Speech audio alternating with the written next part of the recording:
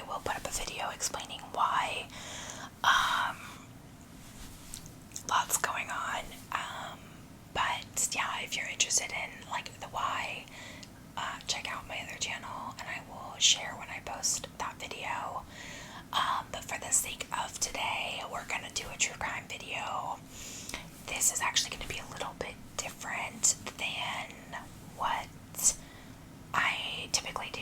Typically, like, I fully research a case and tell the story of the case as someone that's like done research on it, right?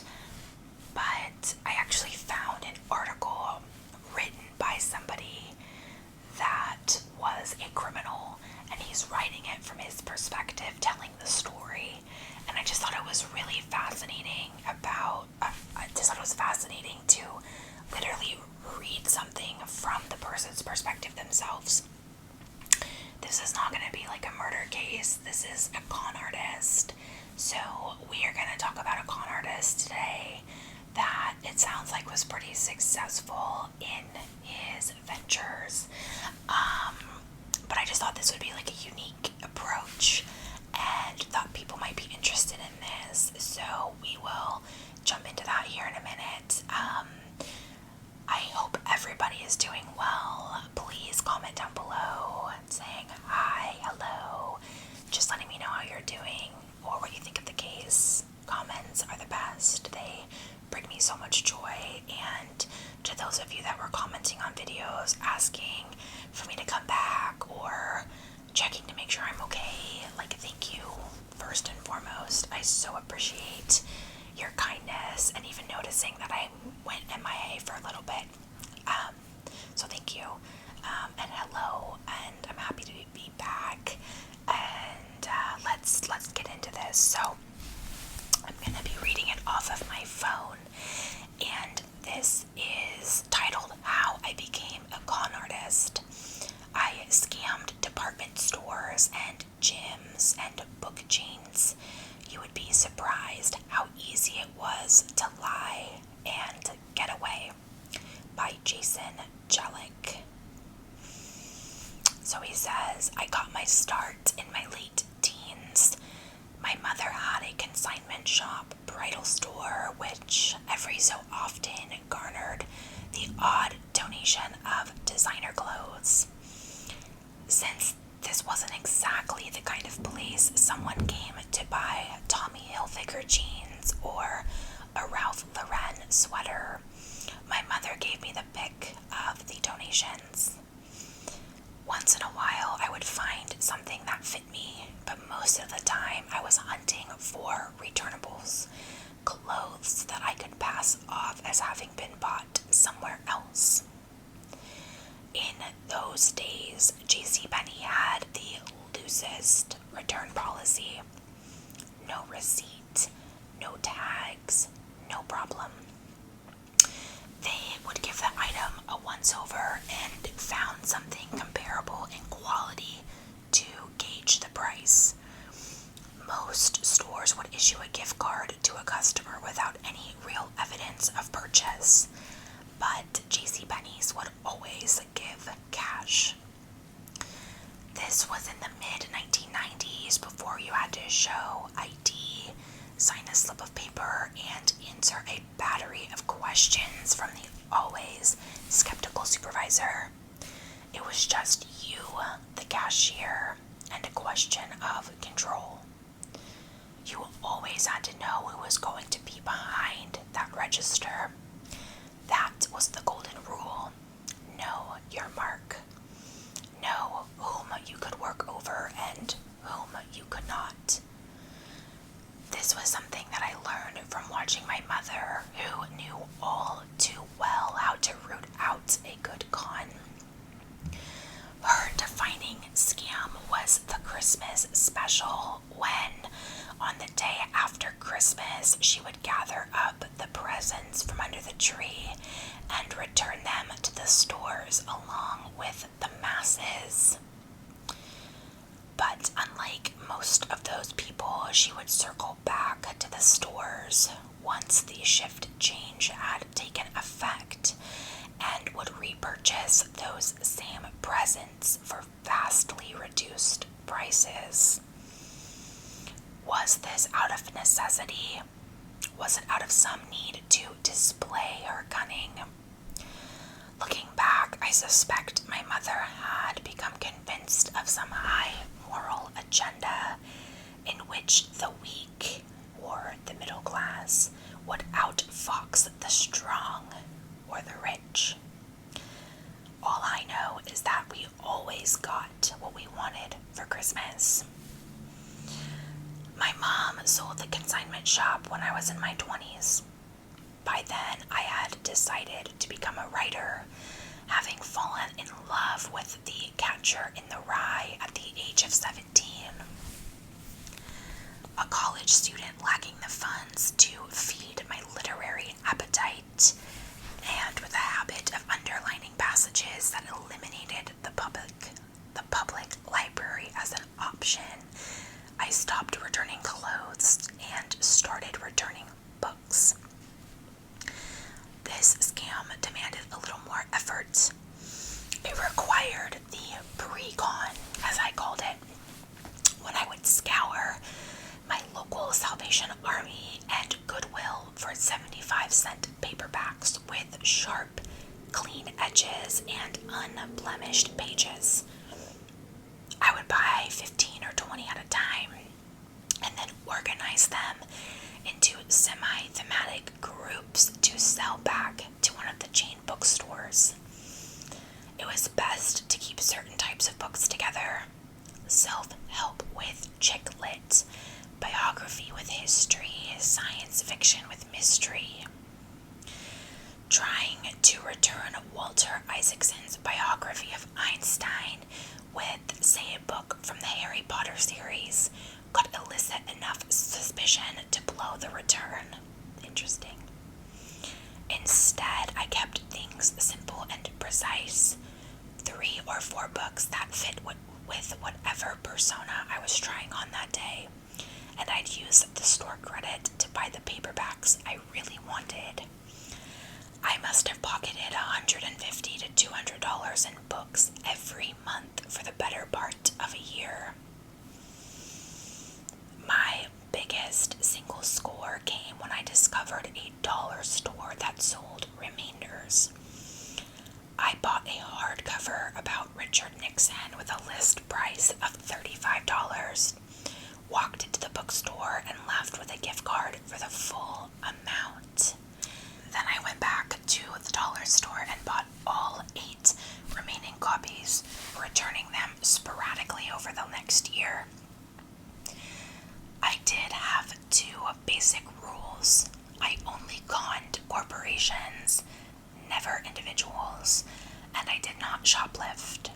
Okay, that's respectable. Shoplifting wasn't any worse morally. I just thought it was too easy. Instead, I was after a challenge. Sure, it was nice to get a few bucks or a gift card, but the real thrill came from my ability to manipulate, to outwit a large corporation.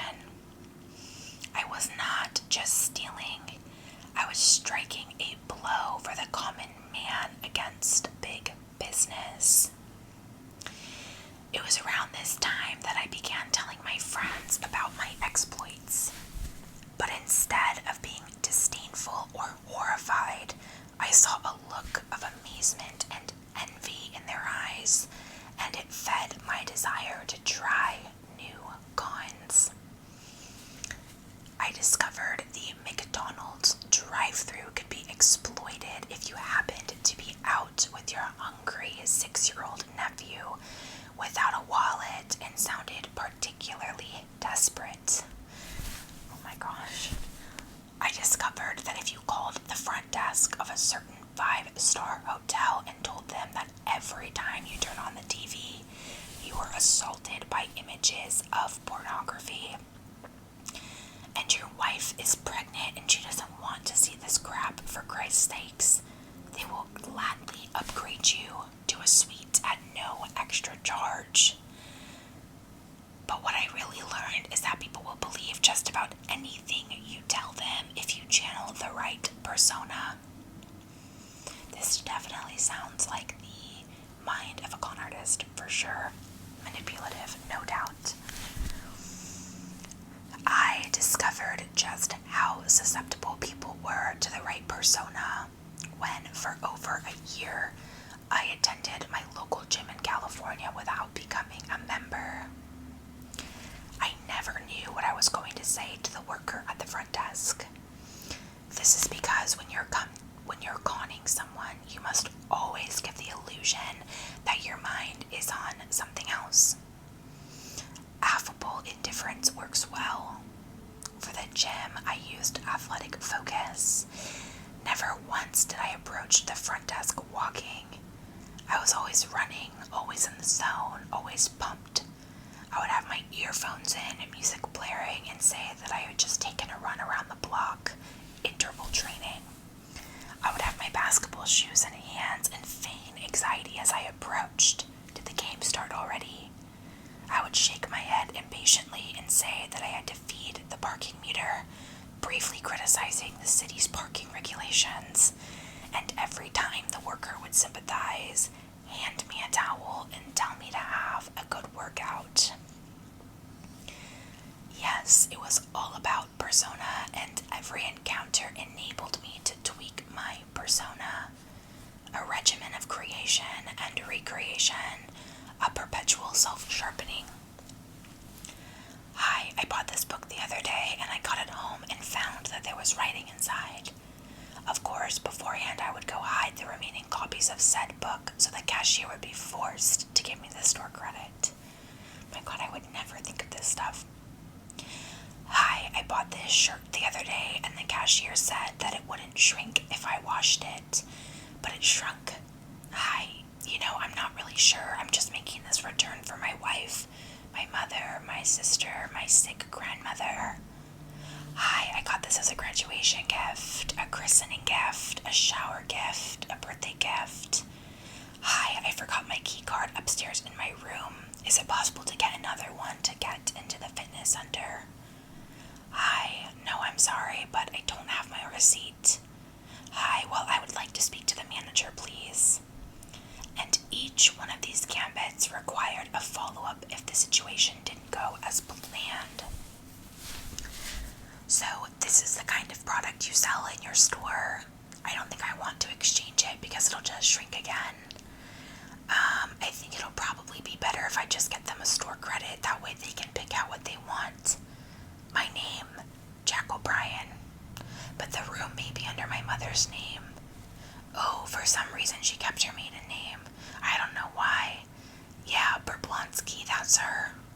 Look, I'm not trying to pull one over on you, said with a laugh to underscore the absurdity of the idea. I would like to just return this item and pick out something else. I work hard for my money. This is ridiculous. Things changed after Minnesota. My wife, Kate, and I were driving back east from California, and we're on our way to see my friend Lisa in Minneapolis. We rarely saw each other, and I wanted to look nice for the visit. Kate had never met Lisa, so she wanted to look nice too. We did not look nice, we didn't smell nice, we needed a shower, and of course I had a con in mind. In the first hotel, we hit a snag.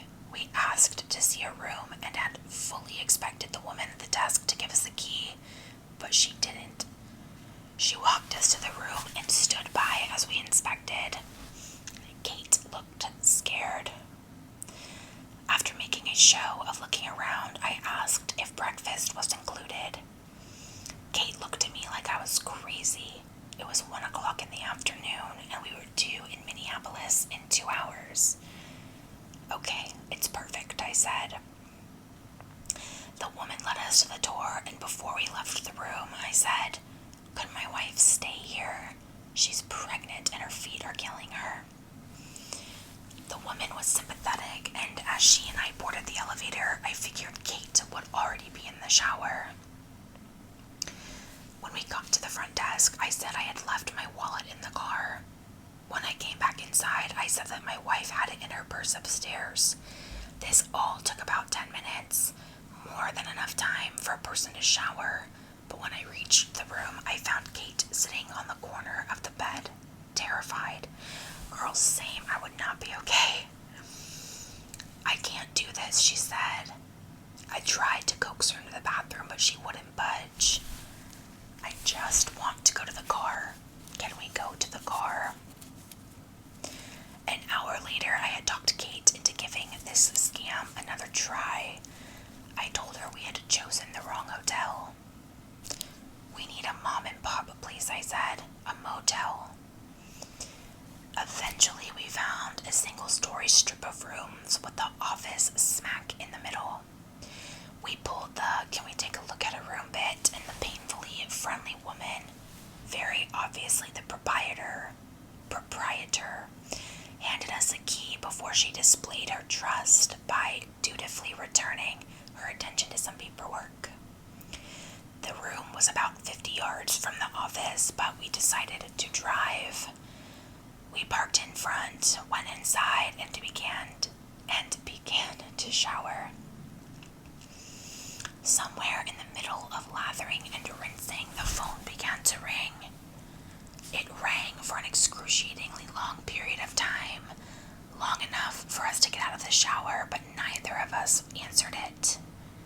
"Get dressed," I said. When we got outside, the proprietor was already halfway to the room and walking with an intensity that said she knew something was up. Kate walked the key over to her, hoping that a polite smile and a little courtesy would halt her. But it did not, and Kate got into the car just as the woman inserted the key into the lock and entered the room. I threw the car in reverse, and by the time I had shifted into drive, the woman was back outside yelling and shaking her fists frantically. As we hit the highway, Kate was screaming, "Oh my God, oh my God, oh my God," her incantation sounding more like a prayer than an alarm. I was compulsively checking my mirrors, convinced that the woman had gotten our license plate number. The fallout from Minnesota was not immediate. It took a few weeks for a creeping hesitation to gain hold in my mind and disrupt the years of denial. But I hadn't just scared my wife. I had put us in danger. And I had broken my rule of never targeting individuals. It also began to dawn on me that I had been targeting individuals all along.